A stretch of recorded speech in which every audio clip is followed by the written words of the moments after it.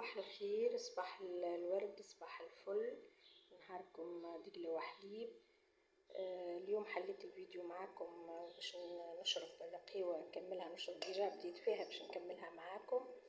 وان شاء الله اليوم نحب نقدم لكم نصيحة انا نراها اساسية ونراها حاجة يلزم الناس الكل تتحلى بها، اللي هو الصدق. انا نعرف الناس الكل انكم تعرفوا، لكن نحب نذكر فإن الذكر تنفع المؤمنين. انكم المبادئ هذه ترسخوها في صغاركم، تعلوهم الصدق من الصغرى.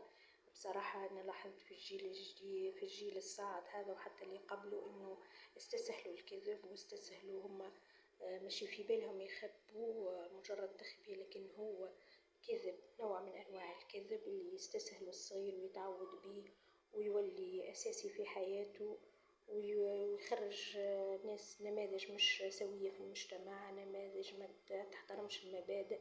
لأنه الصدق بصراحة هو أهم صفة يلزم يتحلى بها الإنسان.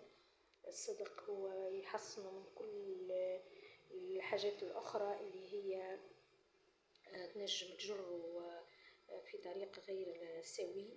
أنا نجم نقول كان الأخوات اللي يسمعوا فيا اللي هم أمهات، وإلا حتى الأخوات الكبار شوية، لازم يعلموا أخواهم الصدق، يعلموا إنه الكذب مهما كان صغير، مهما كان حجمه، مهما كان الدرجة يعني إنها مش درجة كبيرة. يقول هو كذبة بيذا، كذبة باش يخرج راسه، نقولوا نحن راهي لا، الصدق أنجى. إذا كان كما المثل التونسي يقول إذا كان الكذب ينجي، الصدق أنجى وانجى. أنا نصيحتي لكم تعلموا صغاركم الصدق، ترسخوا مبدأ هذا في أساسي في حياتهم من الصغرى، اللي إنه الإنسان الصادق يطلع إنسان سوي، يطلع إنسان متوازن، يطلع إنسان متصالح مع روحه. لأنه اللي يتعلم الكذب راهو يولي حتى مرة أخرى يكذب حتى على روحه. وإن شاء الله تكون نصيحتي هذه تكون استفدتوا منها وتفعلوها وتهتموا بها.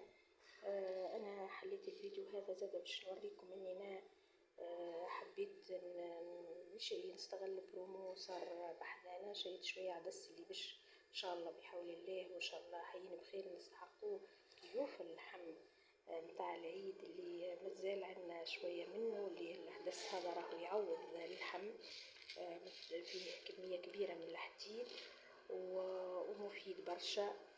كيوف اللحم العيد إن شاء الله ربي يعيدوا علينا وعليكم بالسعادة والصحة والستر. نستغلوا ساعة نطيبوا وجبة فيها العدس هدايا. زاد الحمص زاد راهو مفيد برشا وفيه برشا فيتامينات. بصراحة أنا مش متطلعة وخبيرة بالتغذية، لكن هو راهو مفيد برشا. أنا شيت الحجم الخشين متاع التطيب عاملين برومو هما في البش البسيسة، أنا مازلت ما شريتهاش، تو بحول الله نشري خاطر البرومو متاعهم مازال ديامات أخرين. نشري شوية البسيسة وتبش البسيسة قصدي، ونوري معاكم طريقتي في البسيسة بحول الله تعالى. توا بقالي كلكم دمتم في رعاية الله، وإن شاء الله نكون خفيفة الظل عليكم وما كنتش ثقلت عليكم، وإن شاء الله نتلاقوا في فيديو جديد يكون خفيف ظريف عليكم، ويكون فيه إفادة، فيه عبرة، فيه ميساج يتعدى كيما ميساج هذا متاع الصدق اللي هو بصراحة مهم ومهم برشا أن صغارنا يحافظوا عليه. وإن شاء الله يا ربي وصلت الرسالة، وإن شاء الله ذكر فإن ذكرى تنفع المؤمنين بحول الله. إن شاء الله جيلنا هذا يكون جيل نافع في المجتمع، ويكون عنده قيم يحافظ عليها. وإلى اللقاء في فيديو جديد بحول الله.